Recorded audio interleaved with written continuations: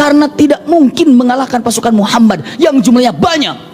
Kata Hindun, jangan, serang, habisin mereka, tuntaskan mereka, termasuk orang yang menakut-takuti kayak ini nih, bunuh juga. Subhanallah.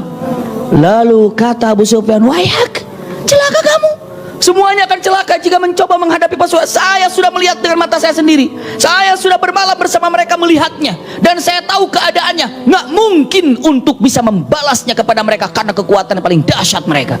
Lalu kata orang-orang yang hadir di sana, terus cara selamat bagaimana?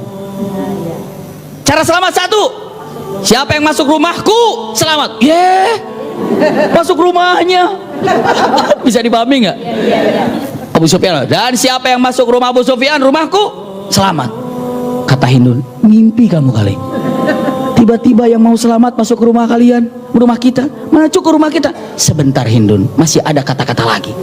Siapa yang masuk Masjidil Haram aman, dan siapa yang tinggal di rumahnya aman. Demi Allah, tidak ada yang lebih baik untuk kita lakukan saat ini kecuali itu. Karena apa? Pasukan tidak akan mungkin pasukan manapun mengalahkan pasukan Muhammad. Saya sudah melihat pasukannya. Subhanallah. Maka mulailah pasukan itu masuk.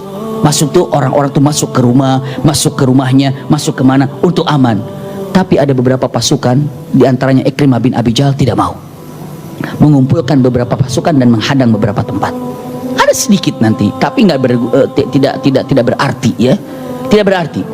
Tapi seorang masuk ke dalam. Masuklah Rasulullah, Masya Allah, dengan teriakan sama dengan apa yang dikatakan Abu Sufyan, dengan kuda, apa namanya, kalau dibilang itu apa ya, Rasul pertama atau utusan pertama. Sebelum masuk itu, kalau bahasa kitanya, koridornya lah gitu. Iya, koridornya masuk ke dalam. Dia teriak dengan mengatakan, siapa yang masuk rumah Abu Sufyan fahuwa amin, wa man dakhala dar Abu Sufyan fahuwa amin. Teriak dengan kudanya. Kata Hindun, mulia juga kamu ini suamiku, keren ini. Kata Abu Sufyan, gua gitu loh, di jahiliyah mulia, sekarang dimuliakan.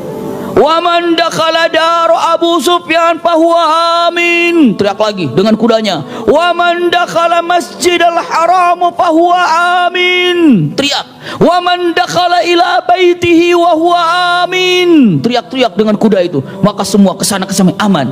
Masuk Rasulullah dalam keadaan tentram. Ada seorang laki-laki bunda, udah sepuh, pikun mungkin. Kenapa? Usianya udah 100 tahun. Bukan hanya sekedar pikunnya yang terpenting, tapi apa? Yang paling jelas bukan pikun laki-laki ini, tapi apa? Punten, lupa kemana pulang karena sudah sepuh. Apa namanya? Ya nggak tahu. Jadi linglung, ini kemana nih? Apalagi orang ber gitu kan, bingung. Terus matanya juga kurang jelas. Udah sepuh, iya, lupa jalan pulang. Terus apa lagi? Mata kurang jelas. Ini apa ini? Ada apa nih? Ternyata itu adalah Abu Quhafah. Siapa yang kenal dengan pernah mendengar Abu Quhafah? Seorang ayah yang memiliki putra paling dicintai Rasulullah. Dia adalah ayahnya Abu Bakar. Ayahnya Abu Bakar dalam keadaan tidak bisa melihat dengan jelas. Dia linglung kemana pulangnya karena situasi yang sangat sangat susah. Terbawalah sama seorang sahabat Rasul. Ini yang sepuh nih, awas jangan diapa-apakan, ini sepuh. Duh, umat Islam itu luar biasa.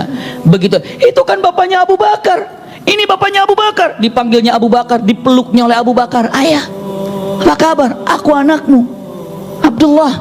Karena nama aslinya Abu Bakar itu Abdullah. Tapi sering dikatakan Abu Bakar, sering dikatakan juga Atiq. Bahkan setelah Islam Abu Bakar As-Siddiq. Aku adalah Abdullah, aku adalah Abu Bakar. Dipeluknya. Lalu dia mengatakan, ayah, mau kau Islam? Mau kau Islam? Aku tunjukkan jalan yang paling benar menuju surga Allah Subhanahu wa taala. Mau? Merunduk. Iya. Ayo. Digendongnya oleh siapa? Oleh Abu Bakar, ayahnya, saking gembiranya. Datang ke hadapan Rasulullah. Assalamualaikum ya Rasulullah. Waalaikumsalam. Ada Abu Bakar. Ini bapakku ya Rasulullah. Tolong bimbing dia untuk mengatakan 2 kalimat syahadat. Padahal Abu Bakar bisa nggak bimbingnya? Tapi ingin mendapatkan kemuliaan dari Rasulullah. Silakan tolong bimbing ya Rasulullah. Lalu waduh, Rasulullah bilang, dikecupnya Abu Quhafah. Punten-punten ibu, kalau ketemu orang tua dari teman kita, Perlakukan orang tua itu seperti teman kita memperlakukan orang tuanya. Kita jalan, lalu kita ini lihat teman kita ini cium tangan sama bapaknya, Pak apa kabar, gitu. Kita sebagai temannya juga cium tangan. Kenapa? Perlakukan orang tua dia seperti dia memperlakukan orang tuanya. Bisa dipahami. Tapi begitu ke ibunya mama, kita mah jangan. Iya, mama itu jangan itu. Tapi kan kalau misalnya kalau misalnya itu anak laki-laki kan sama mamahnya begitu kan, nggak apa-apa. Nah kalau kita bukan anaknya, coba hormatnya tante, gitu ya. Mentang-mentang abi mau oh mama tante, nggak usah kita mah. Ya, kenapa beda itunya? Dosa itu, cipekan-cipekannya. Lihat bunda-bunda simak baik-baik apa yang terjadi. Kata Rasulullah, Abu Bakar, kenapa sampai lelah bawa kemari ayahmu? Kasihan ayah. Aku yang datang ke tempat ayahmu jika ayahmu masuk Islam. Aku yang datang ke tempat ayahmu jika ayah masuk Islam.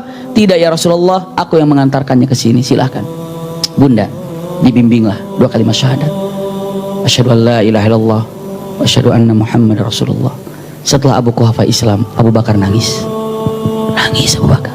Ibu tahu nggak Abu Bakar nangis kenapa? Yang tahu diam. Tahu semuanya berarti diam. Iya. Salah saya, punten bunda.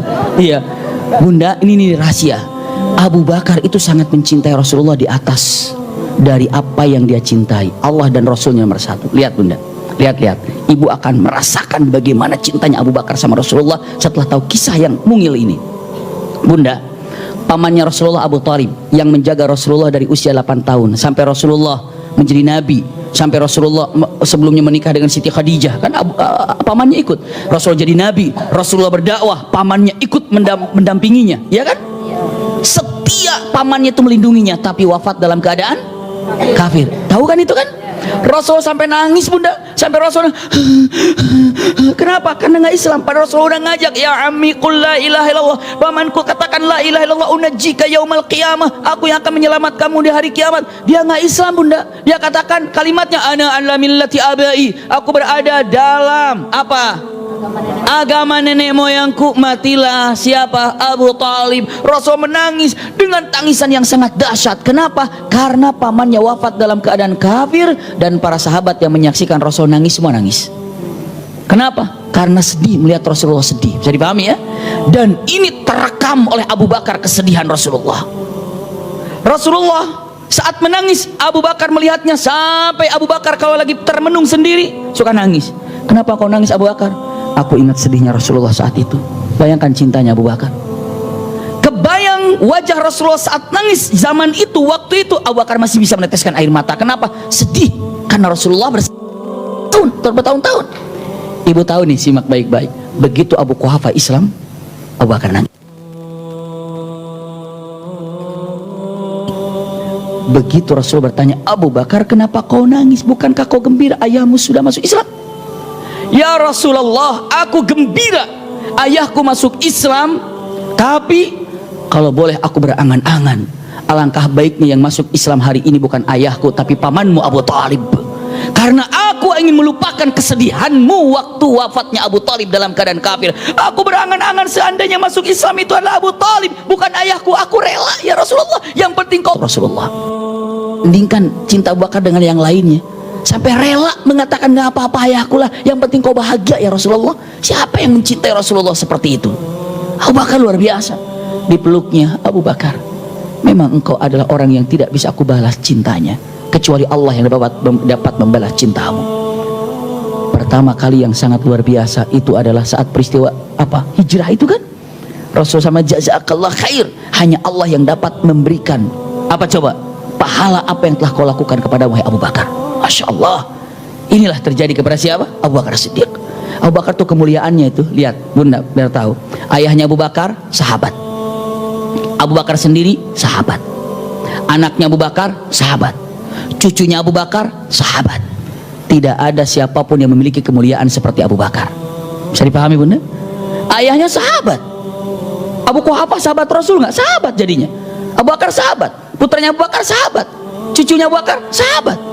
Masya Allah, tidak ada di antara sahabat yang memiliki 4 seperti ini kecuali siapa? Abu Bakar. Itu kemuliaan daripada Abu Bakar. Itulah balasan Allah kepada Abu Bakar.